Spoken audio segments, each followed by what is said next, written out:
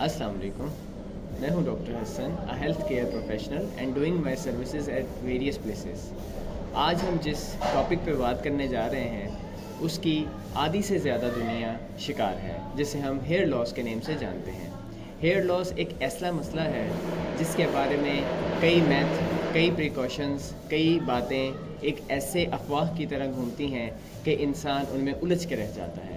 हम यकीनन आज आपके साथ वो सारी हकीकतें भी बयान करेंगे और इसके मुतालिक जितनी भी मैथ हैं और इसके मुतालिक जितने भी प्रिकॉशन और इसकी एहतियातें और इसकी मेडिसिन्स हैं, हम सब आपके सामने रखेंगे। जुड़े रहिए हमारी वीडियो के साथ। आज हम जिस प्रॉब्लम के बारे में बात करेंगे उसे हेयर लॉस के नेम से जाना जाता है। आज हम आपको डिटेल में हर वो चीज़ बताएंगे जो आपके बालों के गिरने से मुतल्लिक है, क्योंकि ये वो वाहिद मसला है जो हर दूसरे शख्स के साथ लिंक हुआ है। अच्छा, इसके बारे में दो चीज़ें तो आपको पहले से मालूम होनी चाहिए। कुछ कॉजेज़ ऐसे होते हैं जिनको हम ट्रीट कर सकते हैं और कुछ कॉजेज़ ऐसे होते हैं जो इडियोपैथिक होते हैं, जिनके न नॉन कॉज और ना उनकी एटियोलॉजी कॉज। तो अब हम अगर डिटेल में बात करें तो हम ये कहेंगे कि कुछ कॉजेज़ ऐसे हैं जिनकी वजह से मेल पैटर्न बार्डनेस आती है, जिससे मर्दों का बांझपन, जिसे हम जानते हैं मर्दों के बांझपन के नेम से। इसके अलावा औरतों के अंदर भी ऐसे हार्मोनल इम्बैलेंस होते हैं जिसकी वजह से बाल गिरना एक अमूमन सी बात होती है, लेकिन उसको हम डिफ्यूज़ हेयर लॉस के नेम से जानते हैं। हाँ, उसका ट्रीटमेंट पॉसिबल है। वक्त के साथ साथ हम उनको ट्रीटमेंट्स देते हैं, हम उनको मेडिकेशन करवाते हैं, बायोटिन, विटामिन, जिंक वगैरह सब कुछ।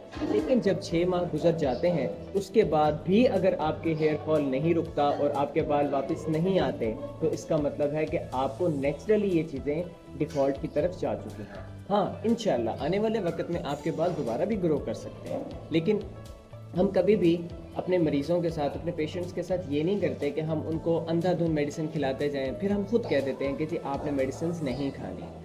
इसी तरह हमारे जो और भी ट्रीटमेंट्स हैं, जैसे कि पीआरपी का मेथड एक बहुत अच्छा आजकल चल रहा है। उसमें हम लोग खून के सेल्स प्लाज्मा में से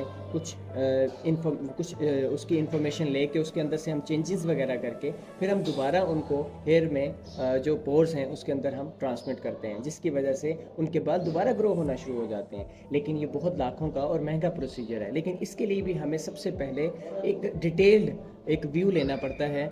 उनकी सारी सीबीसी, उनकी सारी जो प्रोफाइल है वो चेक करनी पड़ती है, जिसके बाद हम ये चीज़ें डिसाइड करते हैं। नो डाउट कि इससे रिकवरी पॉसिबल है, लेकिन कुछ केसेस में नहीं भी होती।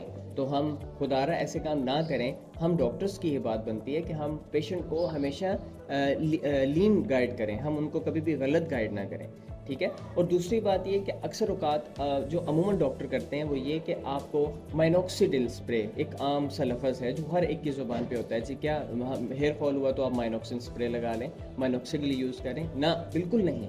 ये इसके जो पॉजिटिव साइड इफ़ेक्ट हैं तो इसके नेगेटिव साइड इफ़ेक्ट्स भी हैं। ये ख़ास तौर पे ख़वातीन के अंदर माइनॉक्सिडिन नहीं दिया जाता। माइनॉक्सिडिन स्प्रे का जो फॉल्ट, जो ड्रॉबैक है वो ये है कि वो ना सिर्फ आपके सर के बालों में बल्कि आपकी पूरी बॉडी में वो जज्ब होता है, और आपकी पूरी बॉडी में आपके खून के अंदर शामिल होके औरतों के अंदर जो हेयर प्रॉब्लम बन जाती है, अक्सर चेहरे के ऊपर बाल निकल आते हैं और बाकी बॉडी के ऊपर भी वो हल्के हल्के से बाल नुमा ज़ाहिर होना शुरू हो जाते हैं। तो ये माइनॉक्सिन की ड्रॉबैक्स हैं। तो इसलिए कत्तन मैं यही कहूँगा कि आप माइनॉक्सिन स्प्रे मत लगाएं। इसकी जगह पे एनाग्रो और मुतादिद किस्म की जो चीज़ें हैं जो डॉक्टर आपको देख के जो डिस्क्राइब करें।